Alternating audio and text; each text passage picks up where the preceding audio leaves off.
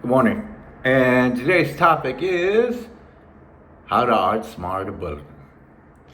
What you think about bullying is dead wrong. Okay, background experience.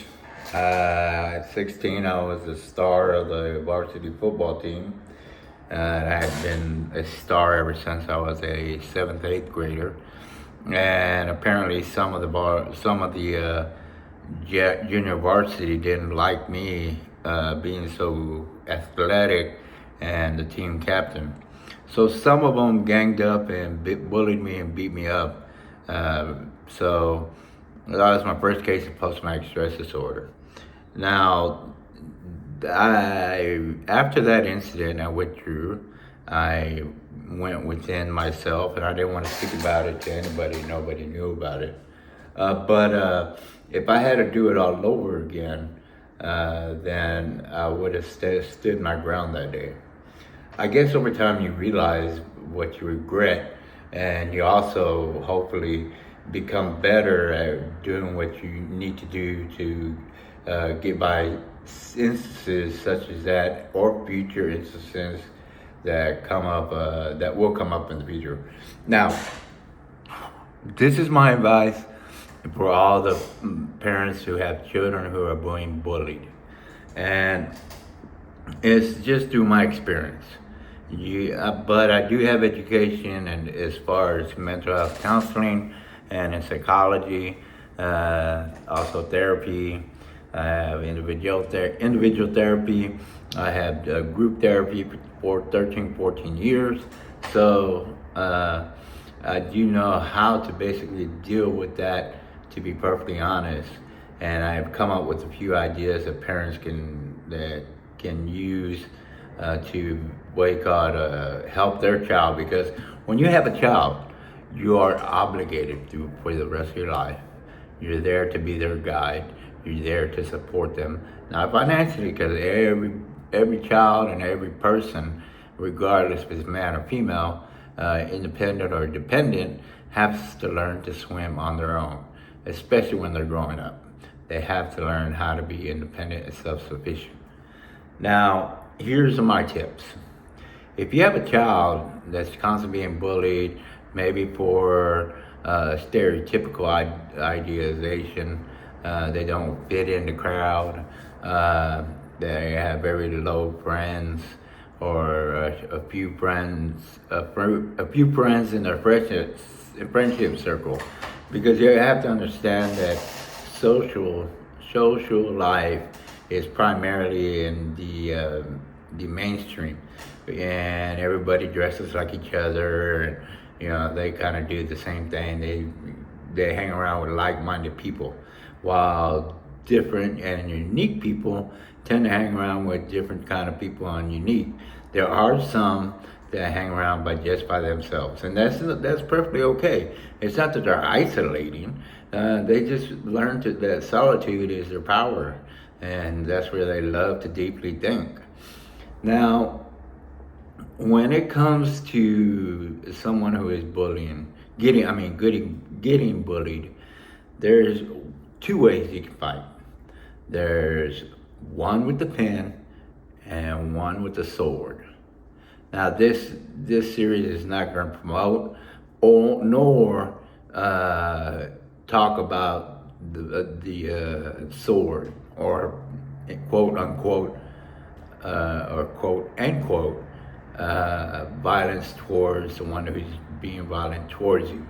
That's for a later one. That's for more mature adults who understand what I have go through, because I used to be a bouncer for 10 years and pretty good at it. And, I learned to be nice, and when I had it, I got along with everything, with everybody, and I let a lot of other things go. I let a lot of things go in the bar business, and as far as the patrons. But when there was time to get Dalton coming from a Roadhouse, a movie, but you better believe it, I got into it. But that's another tangent. Now, how can you fight with the pen? Well, what I did is I withdrew from school, because I no longer had a love for football. I was very athletic. I played Ironman football. I played basketball when I was in. I made varsity and going to their tournaments when I was a freshman. I played Little League Baseball, made All Stars for 13 years. I played track and field, and I was pretty good at every athlete you could possibly think of. I ran a 4.5 in the 40-yard dash, which is not bad. It's not fast, but it's not bad either. But if I had to do it all again, what I did was I dropped out of my high school and went to another high school. But that didn't feel right to me. I even went on to their football team, and it just didn't feel the same. I had lost all my love for football since that bullying incident, and I even stopped watching football or being attached to it once I got married, and on the weekends I watched it, but I didn't care about it. So one of the things is that I had to sacrifice my love of walking the stage as a high school with a high school diploma for a GED. Now, my advice to you, if you cannot do that for your child and you want to see your child walk to the stage, but he or she is getting bullied, well, develop a case. That's the most important part. That's a pen. So you have to go to your principal, you have to go to your teacher, you have to have set up conferences, but more than likely, it's going to be very frictional, where you are for your kid, you love your kid, you're trying to protect your kid, man or female.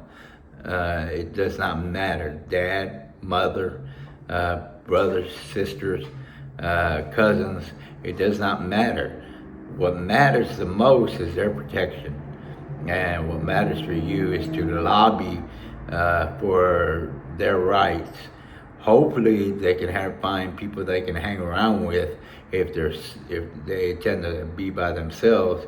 Maybe find somebody who's like-minded, at least one or two, and if they just so happen to be picked on, have one of those friends or both of those friends recording the incident. Now, after you record it, you can show the teacher and you can show the the principal. But if he or she, the teacher or the principal is doing nothing about it, well, then take it to the superintendent. Write emails, go to the superintendent, request a meeting, and so you explain your side story and you show your evidence. Build a case for the bully. In other words, if he keeps on getting reprimands and he eventually winds up with a felony assault, then he's already ruined his life. There is no way a violent offender can get a job without some kind of reprimand at jobs, because the application process it doesn't allow them to simply be violent and work at a fine establishment. That just not happens. So they don't understand it, but they just ruin their job prospects, and that's one way to fight. Now the other way to fight is to take your child out of high school and get a GED. That's what I did. I got a GED, and I know that most of you parents are looking for that child to get that scholarship and to get that walk across the stage and have that sense of pride within you and your family. And for the kid too, it's an accomplishment. I didn't get to go through it. I was disappointed, but I learned to deal with it. So even though I got a GED, I went to college.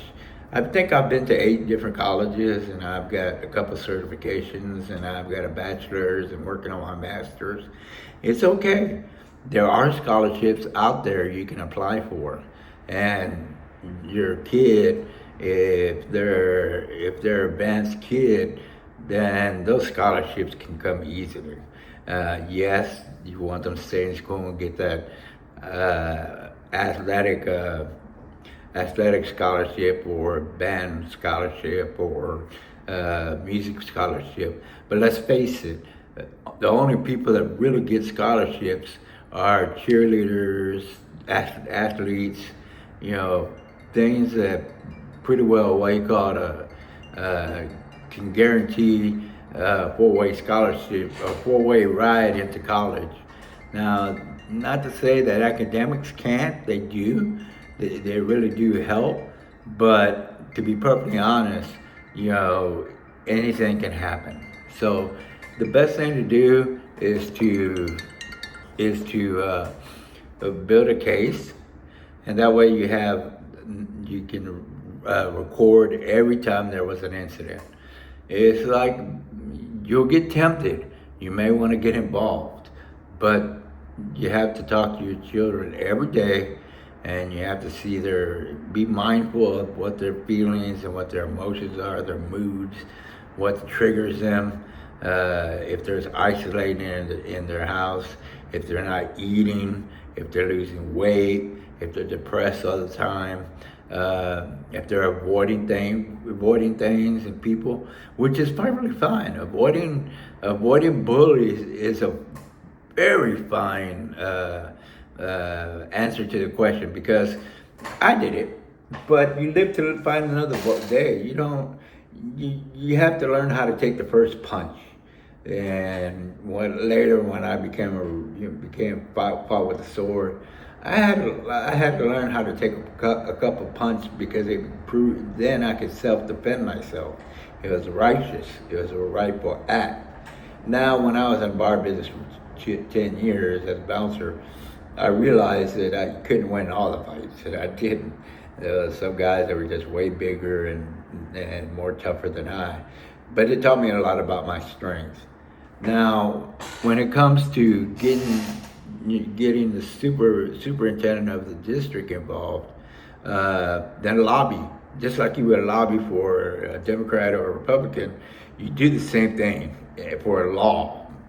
And you try to also try to lobby for your child that they're not getting fair treatment. And if there's no change whatsoever from the school district, then find a relative and move them out of state, out of the city, to a different part of the city, because this doesn't apply to, say for example, the south side of Chicago, which is very rough, and we all know that if you snitch, there's a saying in the underworld, snitches get stitches. When you're in gangland, it's very hard. I mean, it is very hard when it comes to bullying. You can't just pick up a gun, because they hold guns and they use them. So the system's failing us. The system's failing our kids. Because I know when I was in high school, I'm a Gen X kid, we used to have corporal punishment. And boy, those swats did hurt. So, I believe that if we had corporal punishment now, although it's a little bit of a physical abuse, I think a lot more children would be more disciplined than they are now. But teachers can't even touch kids because they'll be sued, and the school district will be sued too. So, like I said, the system is failing, and that all right goes up to the top chief in education, and especially here in Texas, the Texas State Agency of Education. So that's one way of doing it. If you want to get them out of the city, send them to relatives, that'd be even better. But if you can find groups within online, and also to probably to centers, then maybe recreation centers, and maybe you might have a good way for them to open up and talk about it. Therapy helps if you can send them to therapy and let them open up and discuss this with their therapist. Also, let them see psychiatrists and psychologists, because they can get them on temporary meds. And also too, the best thing too is take away their video games, because for some reason teenagers see things in black and white. We all do in our 20s. We minimize, we rationalize, we black and white thinking, we catastrophizing. Those are what we call in psychology and mental health counseling logical distortions. You feel free to look it up, and they'll give examples to what it is. Now, I would say that the best way to overcome bullying is continually learn to use the pen. And if you have to send letters to your congressman, then you could do everything you possibly can to get your child safe. And also, if you have enough money, which some people don't, but some people do, and even if you don't, look for self-defense courses and put your child through one while you're trying to get him healthy psychologically as well as and physically too, to deal with the bullying incident. Because if you don't deal with it psychologically, which is more harmful than physically, then you're hurting them for life. You're hurting the greatest lives, the greatest years of their lives, the 20s, the 30s. And that's not to say that it will be that same way for everybody, because what mental health counseling teaches is that everybody's unique. So are the teenagers, and so is the young people and adults, and so are the adults, and even the seniors and the twilight years. So just to look at things this way, if you can build a case, because what you're trying to do is make sure that that bully is not going to have a fair shot at life until they say they're sorry, and to your son or daughter or even the family. So hopefully they have some strong guidance, and also too believing in God, whatever it is to you, or even having spirituality helps. It helps the child, it helps the family, and it helps you, the mother and father, to deal with this issue. It can be done. It was done in mine. I avoided everything. I didn't isolate. I love my solitude. So I tended to be by myself. I'd go to movies by myself. I would go to eat by myself. I always had a book to read. I didn't. There was plenty of times where women would make passes at me, or they would hope just with their look. But I was having too much fun being myself and my independence, being self-sufficient. Because, like my father says, everybody has to learn to swim on their own, and eventually your children are going to have to learn how to swim on their own. So hopefully this hits you fine, and hopefully this gives you ideas. And I'll come up with the second part pretty soon, to where I can come up with better ideas on how to stop all this bullying to your child, and make them better in just psychologically, mentally, emotionally, physically too. But it's all about living to fight another day. Thank you.